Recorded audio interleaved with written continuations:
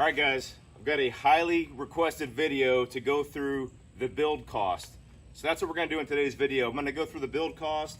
I'm gonna break it down, basically the interior, the powertrain, obviously the engine transmission, and then the front end conversion. That way, if there's certain parts you wanna know about, there'll be like subtotals of each of those builds, and at the end, we'll total it all up. It's not cheap. There's gonna be a lot of people questioning, wow, why the hell would you spend so much money on a 20-year-old truck? But it's worth it. This is my baby. They don't make these things anymore, and we're gonna keep it in the family. All right, let's get to the video. Subscribe Daddy's channel.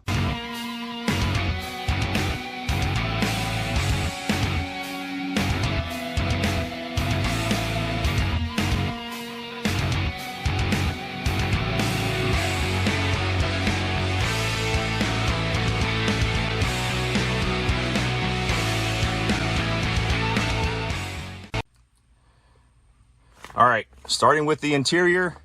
First, I got rid of the bench seat and added these captain's chairs. I got these captain's chairs off of eBay for $1,000, shipped and everything.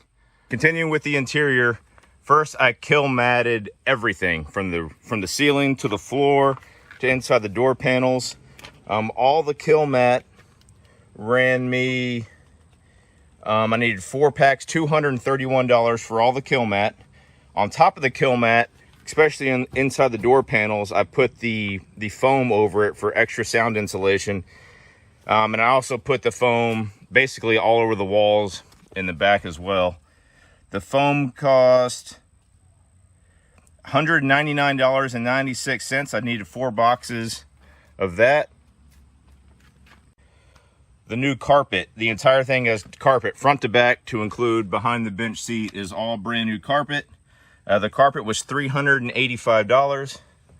I recovered the original front seats and I recovered the back bench seat. So the front seats were $389. The third row seats were $349. For the stereo, I installed the DeSada radio, 10.2-inch radio, $419.99. In addition, I have Xfinity speakers, so 6 speakers all around. The speakers cost me for everything $359.85. And I went through and mounted these USBs. There's 1, 2, 3, 4 different USBs, and they cost me a total of $55 for all the USBs. Lastly, the gauges were $541. That includes obviously the exhaust gas temperature, the boost, and the trans temp, and the pod as well. Okay, so the total cost of everything on the interior that I did was $4,161.56. All right, we're gonna transition to some exterior parts that I put on the truck. We're gonna start with the brakes here. These are the Z36 Power Stop brakes. The entire kit with calipers and pads and everything was $733.76. On top of that, I added the stainless steel lines. So I replaced all the rubber lines to the front and to the rear of the truck. So all the rubber lines are gone. I got those from KLM Performance, and that was $199.45 for all the stainless steel lines. In addition, I threw some extras kind of in this category. I got the Mishimoto aluminum radiator. That was $779. I went ahead and got a new AC condenser for $90 since mine was all beat up. And then we got the mirrors. So the upgraded mirrors, $188.29. So totaling up, oh, and the rear fender flares. I threw the rear fender flares into this. Rear fender flares, the Bushwhacker fender flares were $275. So totaling up these extras on the exterior, $2,265.50. All right, let's move on and total up this front end conversion here. So for the front end conversion, let me flip to my appropriate part of my paperwork here. So for the front end conversion, we have the McNasty kit. that allows you to mount the fenders and everything was $720.94. Then you get the factory fenders, the factory grill, and the grill support brackets, which you can see in the front end conversion video. And the wiper cowling were $1,130. The Cervani hood, the cowl induction hood, $729.99. And then the Vijay bumpers. Now this is for the front and rear. I got them as a package for $1,629.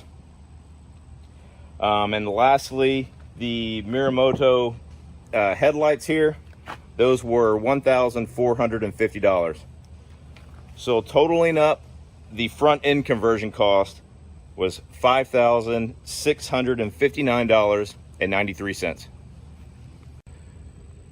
All right, and lastly, we'll go through the powertrain, which is obviously the majority of the cost in this build with the powertrain. So not that you can see it due to everything that's on top of this engine, but I've got the Kill Devil Diesel Level 2 ready to run, complete engine. That was there's a comma in a different spot. $17,274 for the engine. Then the tunes to go with that, $350. And I went ahead and bought all the powertrain stuff right from Kill Devil Diesel. So the regulated return here, let's see, the regulated return was $698. And then you obviously have to feed this beast. So the Fast 220 lift pump that I installed was $780. And then lastly, the Twisted Diesel Level 3 transmission was $5,885. So the total cost of this powertrain that is in this truck was $24,637. That's ungodly, I know, but Kill Devil Diesel does offer a military discount, so I was very proud to say that. So they knocked off 10% off my price, so it saved me $2,200 and change. So that's a pretty big discount to save over $2,200. So thank you, Kill Devil Diesel, for doing that. That's why I'm wearing my $20,000 t-shirt right now. So the powertrain, when you start looking at the total build cost, the powertrain was just under 70% of the entire build cost was just in the powertrain. So let's total everything up. All right, guys, so total cost for the build, hopefully my math works out, is $37,072.99. So obviously about half the cost of going out and buying a new diesel truck, and not like you can go buy these anymore. So I will say, to me, it's worth it. Just to keep this truck in the family. To others, it may not be worth it, but that is, no kidding, what it's cost me doing the labor. That's just parts to do all this stuff. So in future videos, what I want to do, I want to get the four-wheel drive still working. I do have a new four-wheel drive motor. Hopefully that's the problem.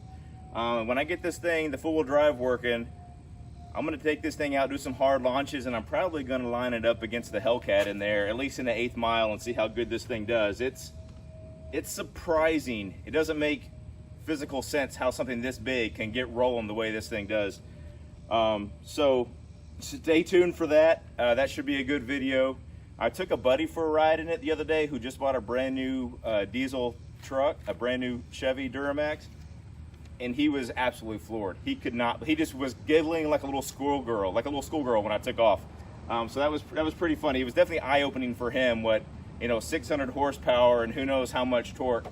So we'll get this thing, we'll line it up, we'll do some full launches, we'll line it up against the Hellcat. I still want to get this thing on the dyno. I haven't forgotten about that. I want to see the horsepower and torque this thing's putting down to the wheels. And then we still got to get this thing painted. This thing is hurting for a coat of paint. So that'll all be coming in the future, so stay tuned, guys. Thanks.